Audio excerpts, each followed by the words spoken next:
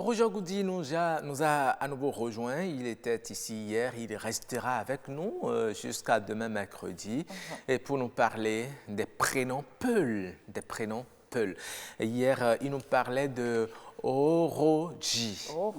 Oroji, c'est un prénom qu'on donne à un enfant lorsqu'on détache les bœufs pour les envoyer au pâturage.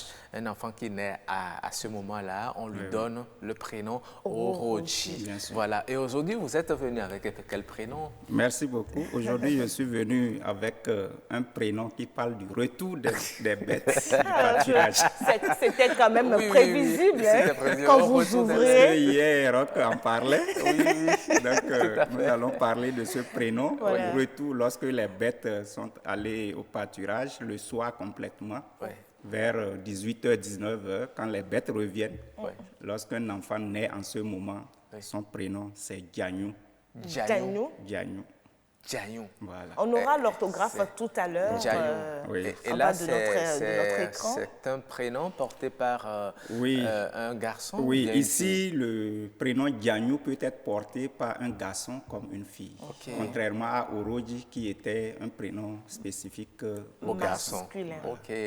Mais pourquoi on a permis à ce que autant la fille que le garçon puissent porter ce prénom? Au niveau des prénoms Peul, il y a 16 genres de prénoms qui sont souvent portés par les deux sexes.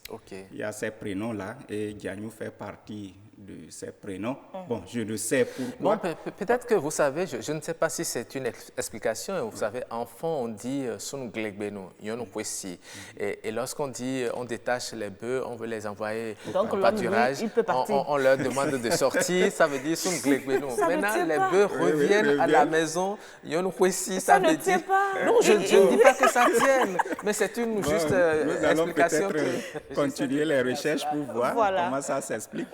Sinon, c'est un prénom qui est donné aux deux, peut être donné aux deux sexes et qui symbolise le retour des bêtes au bercail. Et lorsque les bêtes reviennent au bercail, ça veut dire qu'elles ont suffisamment mangé et qu'elles sont rassasiées. Elles sont repues. Donc, l'abondance est revenue à la maison. L'abondance est revenue parce que le lait qu'on va traire dépend du pâturage. C'est ça. C'est pour cela que j'ai aimé quand vous avez dit l'abondance est revenue. Et vous savez, hier j'ai dit la richesse des peuls repose sur ces bêtes-là.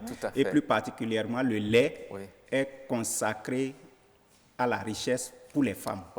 Donc la richesse de la femme peul repose sur la quantité de lait. Donc, et il n'y a que les femmes peuls qui commercialisent ce produit agricole. Oui, au départ c'était ça, mais aujourd'hui, il y a beaucoup qui s'exercent aussi, qui sont des revendeuses. Mais quand on recherche la qualité du lait de vache, il faut aller vers les peuls, il faut aller dans les camps peuls. Moi, j'en buvais tellement. Moi, j'adore le lait peul, surtout quand il est caillé. C'est-à-dire, on le laisse se reposer au lendemain. Le lait, il forme des grumeaux. Ce qu'ils appellent foural. C'est un pur délice.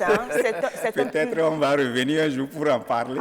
Puisque le lait, on peut le transformer en plusieurs choses. On peut faire du fromage, on peut faire du lait caillé, on peut faire du beurre, on peut faire de la graisse, et ainsi de suite. Avec plaisir. Nous avons de la richesse en fait. Quand on regarde tout simplement comme ça, notre pays, notre continent, il est riche. Oui, très riche. Très riche. Et il faut de ces instants pour expliquer, faire montrer justement ces richesses que nous avons. Vous avez, à travers ces prénoms, on vient de découvrir une richesse de cette communauté Peul.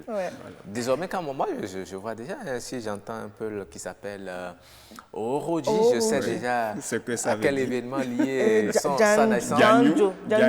Diagnou, c'est ça qui est écrit là-bas. Diagnou.